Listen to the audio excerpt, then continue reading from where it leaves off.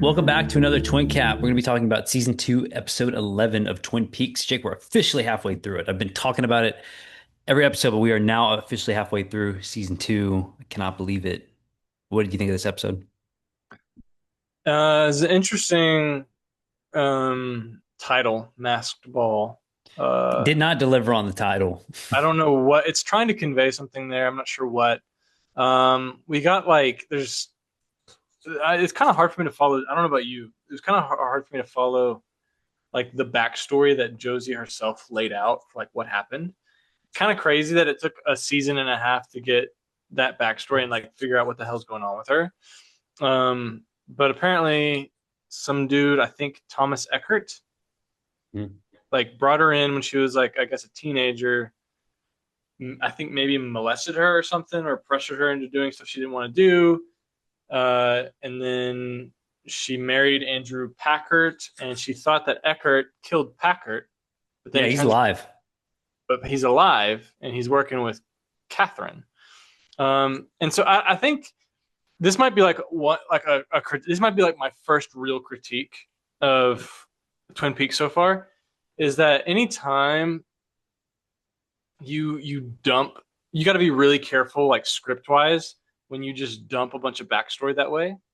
I liked the scene where it happened where Josie's talking to Sheriff Truman because like it or art imitates life, right? Like it felt very recognizable. The acting was great, but it was hard for me to follow like all the things that she was saying, like visualize it in my head. So I literally had to read this like Wikipedia thing to okay, oh that's what that meant. You know what I mean? It's the hardest plot line for me to keep up with, too. Everything else I can kind of catch back up on, like, oh, yeah, I remember him from this, but uh, it's just kind of like an ongoing thing with Josie and now Andrew and Eckhart, where it's a little confusing. I understand it now that we're talking about it, but it's always something kind of new with Josie where I think it's one way, but I'm like, oh, okay, she wants to do what? Like what exactly is going on, you know? But Yeah, exactly. and like, is she good? Is she bad? Like, what is she, you know? It's Yeah, very she's wishy-washy. very ambiguous character. Yeah, that was definitely But one you of know the, what? I believe that she loves Truman, that's legit for and I sure. believe Truman loves her. So I stand it for right now. Yeah, there's two things that I want to talk about in this episode that stood out to me. Denise Bryson, dude. Dude, dude, Very well handled for the 90s, that I character. was. It was very well. I was like, this is Yeah. like, it's not quite woke, but it's it's approaching woke. I was Yeah. laying down in my bed, dude, just watching it as I always do. And when Denise walked in, I literally sat up in my bed and was like, "That's fucking Fox Mulder from X Files." Didn't Um, you, weren't you waiting for kind of a joke? I was waiting for kind of a joke when her character came up because I was like, oh, okay, so they're gonna like poke yeah, fun at it a little bit. But no, good character. Like I actually like Denise. She's kind of cool. yeah, they kind of take it seriously. Like it is kind of played for comedic effect in the sense that it's not what people were expecting. Hmm. But at least from my perspective, it seemed pretty tasteful. Um, and I also was kind of expecting a joke about X Files because, like, I think Yeah. when did X Files first air? Let's see. This is still airing. So this season is these episodes are still airing in 1990. When did episode Yeah, one? X-Files was like it was right A near few it, dude. years. Like I think a year or two after, maybe, or at the same It's a time. year or two after. Okay, so it's not concurrent. I thought it was concurrent, and so they were going to make like a wink and a nod, but they never did, which is understandable now that I understand the chronological timeline.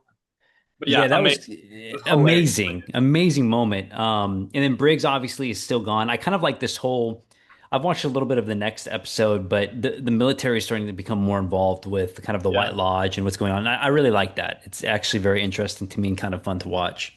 and we got some like kind of semi like a small lore drop from Hawk too about like what White Lodge is. Yeah, Which and the Black back to Lodge. back to the Denise thing, Hawk was like the only one who was like, I don't like her. Like he was being like Yeah. actively rude, and Cooper was like, oh no, okay, yeah, do your thing. But Hawk was like, fuck this bitch. Um or fuck this dude, however Hawk was thinking it. But White Lodge and Black Lodge, it's a little like heaven and hell, kinda. It's a little Mhm. yin and yang. I'm not sure what exactly it is. I don't think we're supposed to know exactly what it is at this point. Yeah, no, it's just as long as we kind of know, or like we're aware, they'll definitely get more into it. My favorite thing though about this episode is Ben Horn. I love him now, dude. I'm like, just I make the whole episode about Ben Horn. He thinks he's a Confederate soldier, and people are just like going with it, dude. They're like, okay, like nobody's really kind of like telling him, dude, you know, Wait, Confederate soldier, are you? or a Confederate general, Confederate general. Whoa, whoa, whoa, whoa, whoa! I might have missed something. I did not catch this Confederate stuff. I Yeah, saw yeah, he was yeah. looking at like a thing. Yeah, yeah. There's like an implication kind of toward it. So that's why, yeah, yeah. Oh shit! I didn't catch that. I saw he like I think he like kissed a screen, Hmm. and so I was like, okay, he's losing it. But I didn't catch like, oh, he's kind of taking a Nadine route and just completely losing it. Yeah, it's a weird like Civil War plot line thing that they kind of go into, and you'll see a little bit more of it obviously as the season goes on, but it's hilarious. Wow. Yeah. Cool. All right. I'm looking forward to that. I thought it was interesting though, like when Hank came in and threatened him, or kind of like just Yes. let him know you're out. Of course, and he was like, out, out, out. Of course, dude, you know where my brain goes. My brain goes to Norman Osborn's Raimi Spider-Man 1. Am I? Um, which was beautiful. Uh, but I hate Hank. I think he's a piece of shit. We need to kill him off immediately. But that said, him going in, like Hank's going in there with this his all of his own issues of like, wanting to be like he clearly is a guy who lacks authority and he wants to have authority, he wants to push people around. He's just like kind of like a classic bully character. Yep. But at the same time, he seems to have like a little bit of respect for Ben in a weird way where he's like, get it together, man. Like Yep. it's not just some like bitch boy slapping you around. It's like, come on, you're better than this. Which I thought was kind of interesting. Yeah, no, yeah, no, I agree. I agree. I kind of do like that too. And then James is the whole Evelyn Marsh thing. This is the people hate. Like this is one of the biggest things that people hate is this storyline. This whole emerging plotline, dude.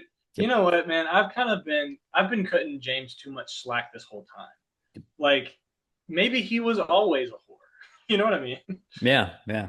Maybe he was always not loyal. Like he wasn't. He clearly had feelings for Donna during when he was dating Laura, who was cheating on, who was actually having an affair with him, but whatever. And then he kind of was flirting with Maddie, Laura, his dead affair lady's cousin, while he was talking to Donna.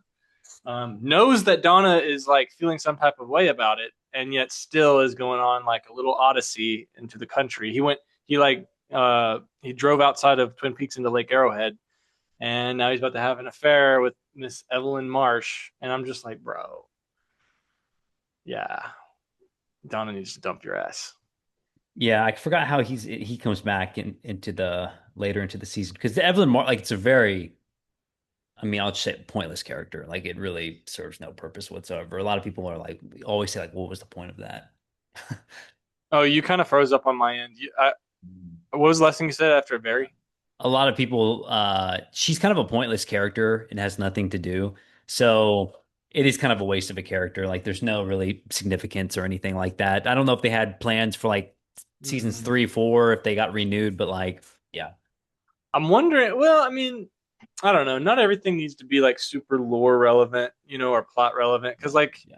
this is a story about a small town, and people sleep around in a small town, and I don't know. I'm okay with it so far in terms of just the story. I think James needs to get his balls chopped off, but in terms of the story, I'm kind of okay with it so far. We'll see how I feel about it. You know, 3 or 4 or 5 episodes down the road. Yeah, yeah. It's a lot of the episodes are going to feel like this, the upcoming ones, but we'll still have a lot to talk about. Is there anything else you wanted to mention on this one? Not really, man. Other than just like what's going on with Cooper. Yeah. Denise seems to be trying to help him. The other FBI agent seems trying to screw him over a little bit.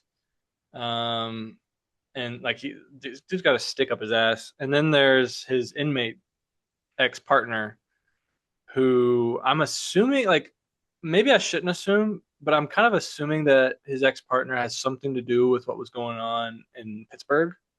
You talking about Wyndham Earl? Yeah, maybe Yeah, I'm yeah, wrong, you'll but see. I'm Yeah. kind of thinking that. And then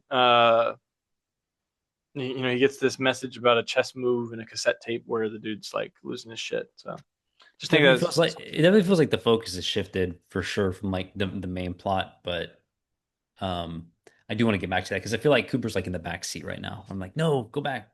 yeah. And like even with everything, like I'm down for the show to evolve and become something else, but I also kind of want Laura Palmer to come back. You know what I mean? Like I want that to be Mhm. connected to stuff again. You know? Yeah, soon we'll power through. I have nothing else to add. I thought it was a fine episode. I mean, I'm literally expecting the worst for these upcoming ones, but they're easy to watch. I'm like, okay, I know what's to come, so I'm excited. It's nothing too bad. How Yeah, often do you skip the intro song? Be honest. never. I never do. Never, dude. I've Yeah, not skipped never. it the once, and God willing, I will not. One time, you know what? I have a funny thing real quick before we go. This morning when I watched 11, I hit resume and it for some reason had skipped it and I rewinded it. I was like, I Yeah, gotta see it. I gotta watch it. like with that little bird, with that bird with the bass chord, dong, like oh my gosh. Dude, and my Paramount Plus glitches because anytime I go to continue watching, I hear Laura and then it plays. Like it's a weird glitch. It's like Leland yelling Laura and then it plays every single time. Dude, your phone is glitching because it's also glitching on your TikTok video. I know. Yeah, I need to get out of here. It's Austin, Texas. Yeah, it's Austin. It's just it's Austin trying to be LA and it's glitching everything up. Yeah, it's not good. But yeah, we'll be back with a recap for season 2, episode 12 tomorrow or the next day. We'll see y'all All soon. right, Tyler. Well, let's end with a word of prayer. You wanna go ahead? Yes. Dear God, thank you for this day and thank you for the meal I'm about to eat because I'm eating after this. In your name I pray, amen. Amen. I didn't think you'd actually do it. Perhaps. I was like, I can do it. I've done it so many times. Yeah, same. All right. See y'all later. Peace.